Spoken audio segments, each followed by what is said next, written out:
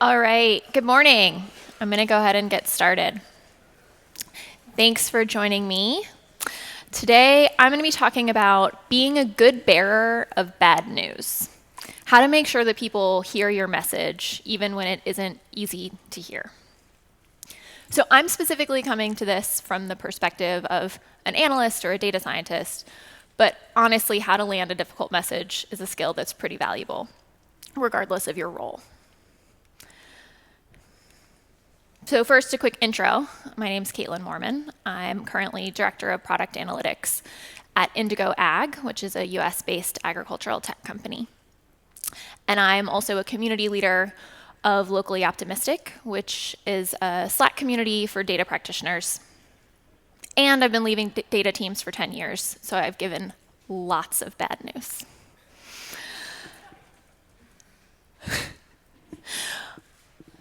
So I've worked in data for a long time, and I hear pretty consistent themes around why people want to work in analytics. They want to leverage data to give insights to the organization.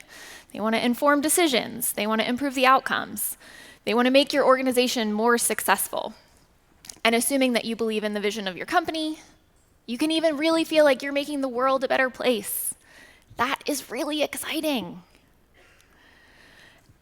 And sometimes you get to deliver really good news, which is really fun. So you get to say, hey, sales are up because of the new marketing campaign, and everyone cheers. You get to say, the new feature we released reduced churn, and everyone is delighted. As long as data is telling people that they're right, they listen. Work is easy, data matters. Good news makes the analyst a hero. But reality often isn't that shiny. And our work isn't all rainbows and unicorns. Often our work involves delivering not so good news.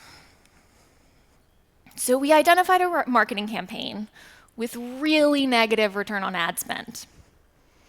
And it's the CEO's favorite. Sales are down 10%, and we don't know why. We released the new feature, but we messed up the A/B test setup, so we don't know how it did.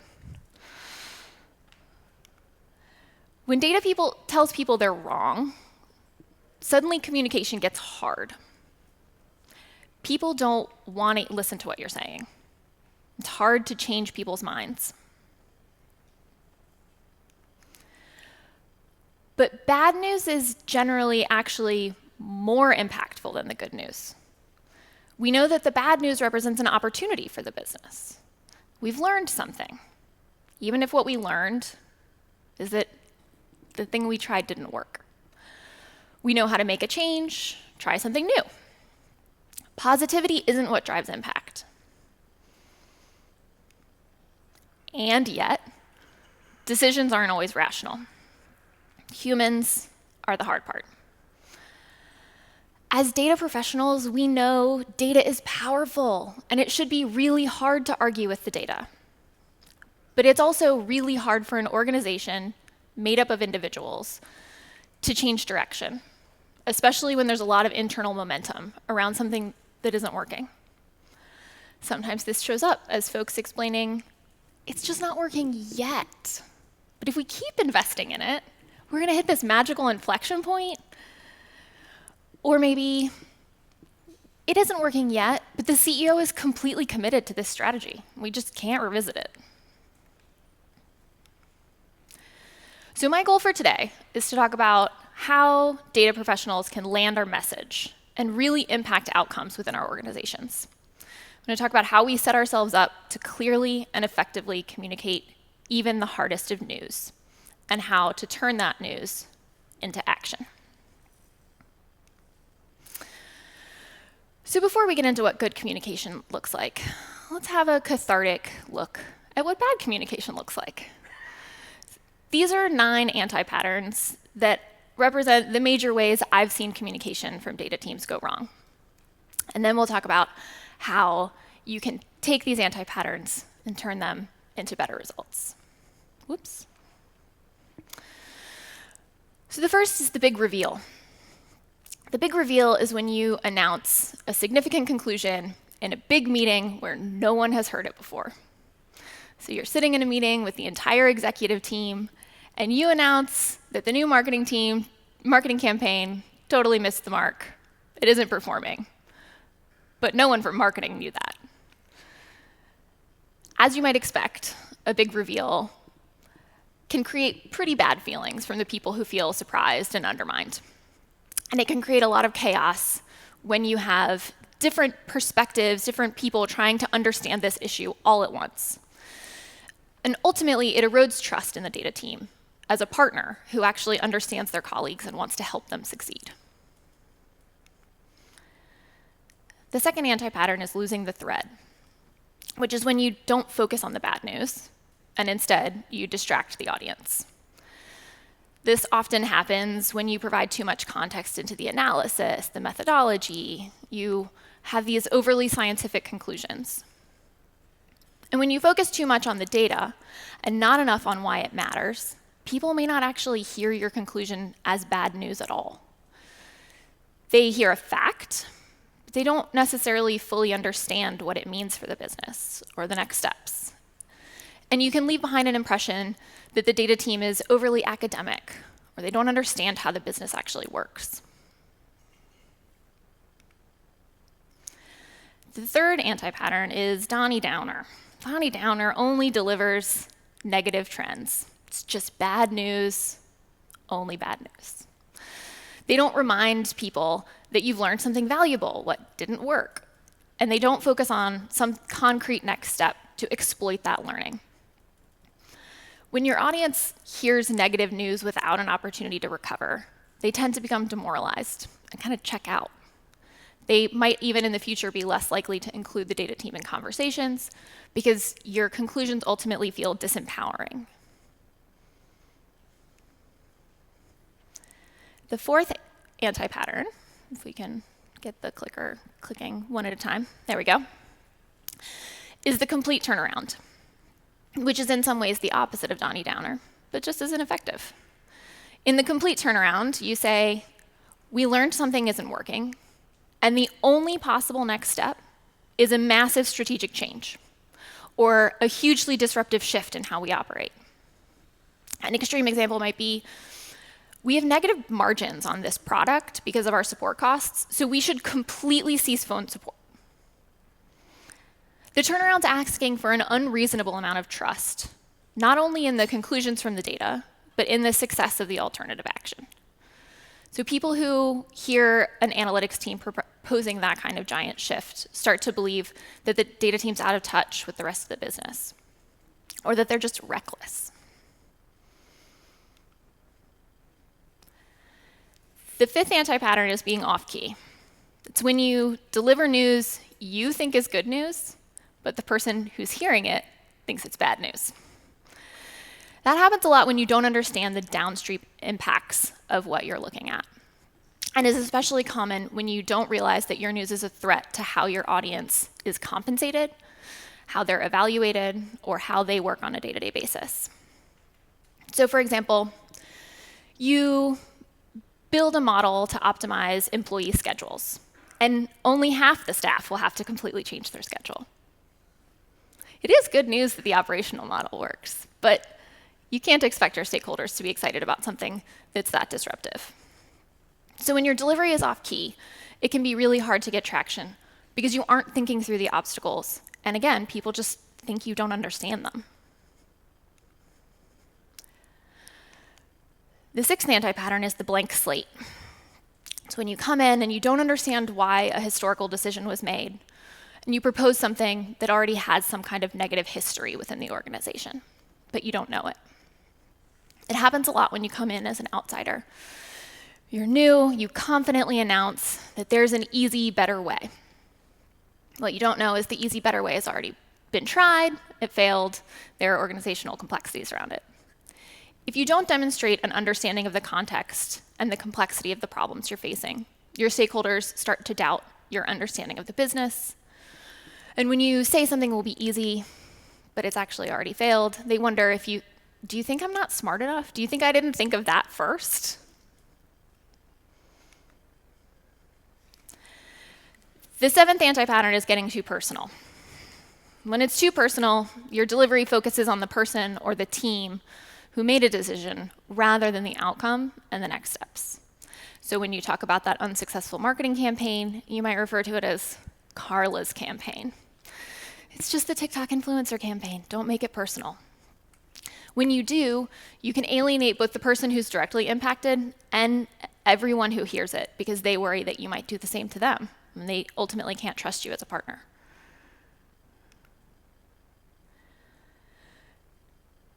The eighth anti-pattern is the scientist. It's when you come in as an outsider to an organization and you assume that data will shift every decision and that data is ultimately the only way to make decisions. You tend to present data in a vacuum, and you're surprised when it doesn't change someone's mind or actually change the direction. The scientist sometimes seems to misunderstand the business, but they also feel very frustrated because they went in expecting that data matters, and they feel betrayed that it doesn't. So if you're not understanding the subjective factors that are at play, maybe your company uses this tool because you share a common early stage investor. Maybe this strategic bet is widely believed to not have any short-term impact, but we're contemplating, the 10-year impact instead. Maybe this thing is just non-negotiable because no one thinks it's worth fighting with the CEO about.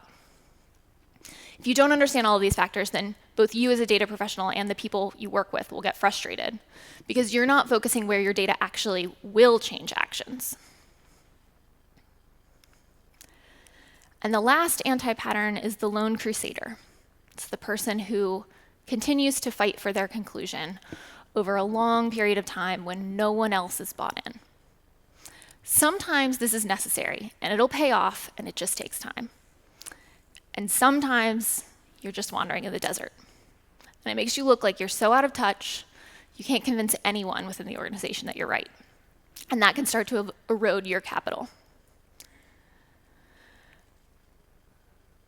So each of these anti-patterns represents some overlap of a few things gone wrong. And I want to talk about one example that I think illustrates most of these anti-patterns pretty well. So we'll end on a good note, which is why I'm not taking credit for this. This is actually from a friend of mine named Nick. And so Nick worked in a cancer hospital. Generally, hospitals want to have relatively smooth inpatient bed usage. It improves the patient experience because they don't have to wait for a bed.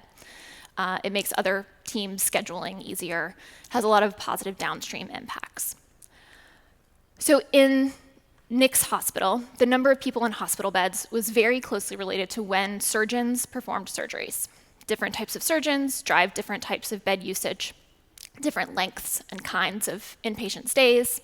So optimizing the surgeon schedule had the potential to smooth bed usage downstream. So in this situation, the data team came up with a really great academic solution. They built an optimization model that suggested the best combination of surgeon schedules that would really smooth out the inpatient bed usage. They brought it to the business and they said, isn't this great? Isn't it wonderful? If we just change the schedules of 50 out of our 100 surgeons, we can make a huge difference. They brought it up several times, and each time they got basically laughed out of meetings. The proposed schedule changes would have impacted a particularly politically powerful group internally. In a cancer hospital, the surgeons have a ton of sway. And so the good news here was data can help solve a real operational problem. The bad news is it's still hard, and you have to change real human behavior for it to go into effect. So how do you get from that data-driven insight, the model, the learning, and actually get to an impact? I'm going to talk through 6 areas that can help ensure that you truly land the message, even really hard ones. We're going to talk about the people, the context, building trust, communication, an action plan, and persistence. So the first big bucket is people. Ultimately, an organization is just a bunch of people. When you focus only on a function or an outcome, it becomes really difficult to get things done with the actual individuals. So it's really important to remember constantly that every person you work with is just a person. Your executive team is not a CEO and a CFO and a head of product and a head of sales. Your executive team is Gail and Marcus and Rebecca and Amit, and they each have different preferences on how to work. They each have a different perspective. They each have a different style, and the more that you can understand that, the more effectively you can have your message heard. So when you focus on understanding the people you work with and proactively building those human-to-human relationships, everything else becomes easier. You'll start to understand the motivations and fears of the people that you work with. If you're trying to change behavior on a particular team, what is it that gets them motivated? What is it that makes them nervous about the future? What are they trying to accomplish within the company? You'll also learn to communicate within their language. So maybe the marketing team doesn't talk about cutting costs because that sounds scary. And one of the ways that marketing teams really measure their value is how big their budget is. So instead, they focus on phrases like optimize for efficiency or improve ROI. If you can say the same thing using the words that resonate with the people that you're talking to, they'll internalize your message more easily. And as you work closely with people, you'll start to understand the team dynamics, particularly explicit versus implicit power. Who matters? You know who leads the team. You might know who's making a decision. But who are the people that can convince that person? Who can quietly shift the direction of the ship? And all of this has to start long before you want to change a particular outcome, long before a specific project. This is one of the reasons why I find it helpful for data teams to be aligned with a particular group or a particular outcome over the long term. So you're really starting to build these super strong relationships long before the conversations get difficult.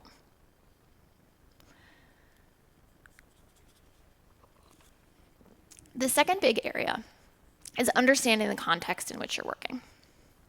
And there are three big pieces: the strategy, where people believe the company needs to go; the politics, who's trying to shift what within that strategy, who has the power, who's able to bring their point of view to the fore; and the resources, who has people in budget, who's worried about people in budget, and how can you bring together the resources that you have to accomplish what needs to be done. To understand the context, you're really going to need to bring together multiple points of view. So the perspective of your team lead, the data lead, is helpful, and you should definitely constantly be getting context from them. But their perspective is going to be very different from the head of product. And the head of product's perspective is going to be very different from a product manager who's actually working with the team building the new feature. So really doing your best to build a robust picture from multiple points of view is really valuable. And it's also important to dig into the history and really understand, how did this decision get made in the first place? When we made this decision, what were we optimizing for? What did we believe to be true? Have those things changed? Sometimes one of the things that makes it really hard to land a point is that you're fundamentally disagreeing with the premise on which a decision was made. But if the premise is now different, you can start to build a more compelling story. And so as you start to understand this context and the history, you're starting to get these unspoken conclusions, like, what are the hard limits? What's the thing that's never going to change? So let's go back to our marketing campaign example. You found this very negative return on ad spend. Maybe we keep investing in that campaign strictly because it is the CEO's favorite. I worked with a CMO in the past who was well aware that billboards were not a good vessel. And yet, the CEO loved billboards, so she consistently bought one billboard on the CEO's commute home. And it had a very negative return, but it also had a very limited investment. So that's the hard line. That billboard's never going away. You'll also learn what scares people. You have to know when your analysis is calling into question something that the organization really wants to be true. This is often related to the longer-term strategy. So we believe that this customer profile is the future. And when you start to see the data that says that customer isn't converting very well, or that customer's starting to churn, then you are trying to really land a hard message. And you want to know, you got to come in prepared. It's a very different kind of conversation than something that would be more casual. And finally, who has the final say? When you're talking to someone, are they actually the decision maker? Are they someone who's necessary to get this decision maker on board? So understanding all these pieces of context, this is what happens through a long relationship with a company and a team. So the longer you work in a space, sort of the better you're going to get at really understanding all of these more subtle pieces of the puzzle that you can then bring to bear. Ooh. The third area is building trust with the people that you work with. So they will, in turn, trust your work when it matters. Some of the ways that I found effective in doing this are first just to be a good partner. Make sure that your interactions are bi-directional. You're not just always asking for something or trying to push your agenda. You really want to see your relationships with stakeholders as an opportunity for both of you to achieve what you need to achieve and to drive outcomes for the organization. The second is building a track record of delivery. When you say you're going to do something, do it. Deliver high quality work. Deliver things that matter. And the third is proactively educating people. So before you are talking about a specific analysis with some hard message, how can you make sure that you're bringing people along, demonstrating your expertise, building their knowledge? That can make a really big impact on how much the business trusts data overall. This includes things like talking about your methodology, really understanding why it matters.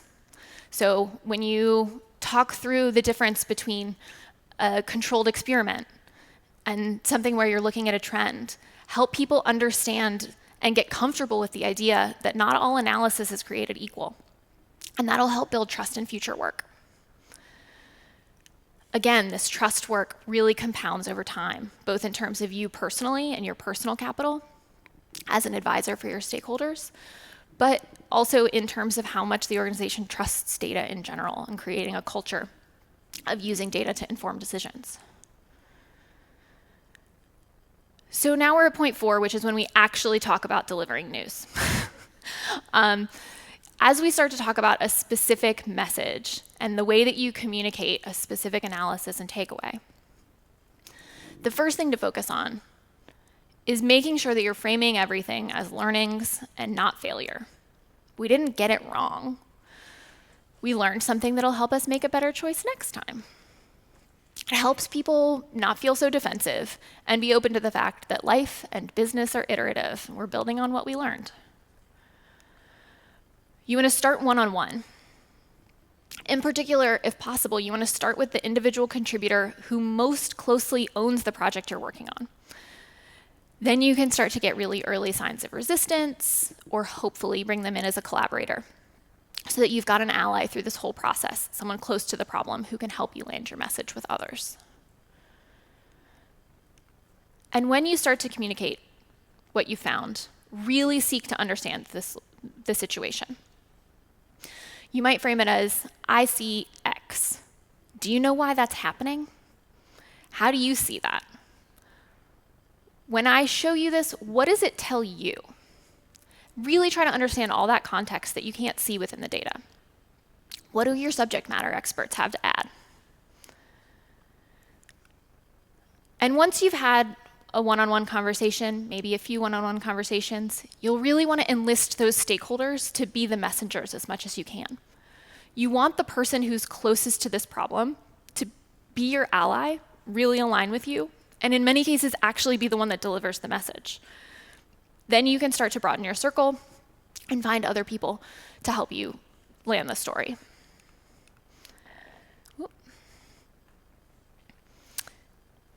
You'll also want to go back to sort of this person kicking someone else off a cliff. Don't personalize it. Don't point fingers. Don't make it about an individual. Don't make it about a team. It's all about what is happening, what's the impact, what can we do next? And make sure that you're telling a story. I recommend literally building a story in a persistent medium, a doc, a presentation, whatever medium you tend to work in, and capture the full story around the context, what you found, what the next steps are. Be very careful not to separate a single data point or a single takeaway from this bigger context, because as the story spreads through the organization, it's really important not to have a single alarming data point taken out of context or a single alarming takeaway. The more you know about the situation and the more that you can situate your conclusion within this broader story, the easier it will be for people to understand and take the right action. And in terms of structure, always lead with the bad news. Make it clear, make it crisp, make sure that people hear you, that something needs to change, and end with the opportunity. What can you do next? That's your action plan. So the action plan based on your analysis is critical. When you're working with stakeholders early in this process, you want to really focus on getting them aligned with what you do based on your insights. You can't come into a meeting and say, this thing isn't working. What do we do? If you don't have a positive next step, you're falling into that Debbie Downer anti-pattern. So you'll say, we've learned this isn't as successful as we expected. Our next step is blank. Focus on a minimally impactful next step. Really break it down. So instead of saying, we see a downward trend in Twitter, and we want to shift our spending completely away from Twitter, you might want to focus on, we want to test shifting 10% of our spend to another channel. When you focus on the smallest change that could start, it keeps you from throwing out something that's so large, too large for the organization to accept, and helps you build the story more granularly. Because then you start talking about, how can you build from there? What does iterative change look like? How would you roll it out more fully? What's the second step? What's the third step? And throughout the process, you'll commit to following up. If you're trying something, how do you know if it worked?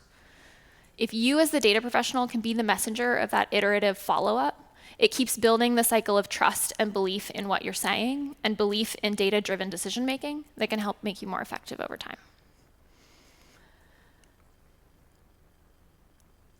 So you've delivered the news. You're not seeing anything change. What do you do next? If you believe in your work and you really believe in the impact that it has, you have to keep beating the drum. You want to understand what's going wrong. Are you saying something people don't want to hear? Do they not understand your message? Glance back at the anti-patterns and see if something feels unsettlingly familiar. It kind of makes your stomach hurt. You're like, oh, okay, that's me. Think back through your process and see where you've perhaps gone astray. Invest a bit more time into it. Try different ways to communicate it. Reach out to different stakeholders. Testing it with new people can be really helpful. So you started out one-on-one, you did all the right things. If that person doesn't buy in, you might need to get different perspectives, get feedback from other parts of the organization or that person's teammates. Help build a universe of people who understand this thing. If all else fails, try it with new people. Fresh eyes, right? Maybe they'll believe you. But at the same time, you have to pick your battles. Your personal capital sometimes isn't worth the battle. And in particular, you can't be the one constantly beating the drum for 10 different conclusions that no one else has bought into. So you also have to prioritize your persistence, just like you would prioritize your work. If the organization could hear just one thing from you, what would it be? What's the most important message for you to deliver? How can you be more effective with that message? Is there someone else who might be a better messenger? Can you get their buy-in? There we go. So we talk a lot about data-driven organizations, but really no organization is data-driven, and they probably shouldn't be. Organizations are people-driven. If you want them to be data-informed, if you want to be part of improving the quality of decision-making based on data, then it's your job to make sure that people see the story. It's your job to make sure that people understand the data and believe the data. All of these approaches I've talked about are really focused on helping you deliver accurate and empathetic communication. With that empathy and your data-driven insights, you can help move the organization in the right direction. It still takes time, and the bigger the shift, the bigger the egos, the bigger the challenges, the more thought and time it'll take. But that also means it's probably higher impact. It's going to be worth your investment. So let's go back to our story about the surgeon's schedule optimization. After a few tries, this project fell to a new person on the team who was actually embedded in the surgical team. He knew the individuals who would be impacted by this. He understood the politics. He had stronger relationships, a deeper understanding.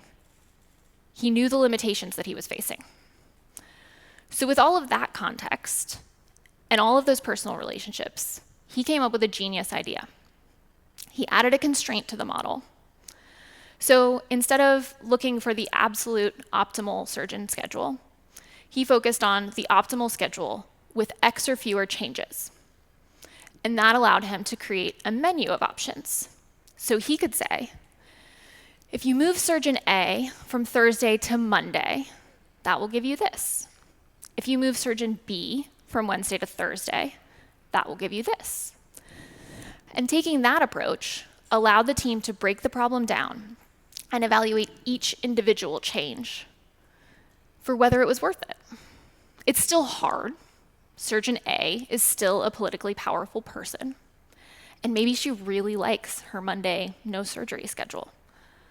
But at least that approach was realistic enough to make it into a real decision-making process instead of just dismissing it out of hand. So they started out implementing 8 schedule changes out of 50, and they achieved 2/3 of the improvements that they were looking for. So once that worked, they found more ways to implement the model. When you hire a new surgeon, if you set the schedule with the model in the beginning, then you don't have to deal with painful schedule changes down the line.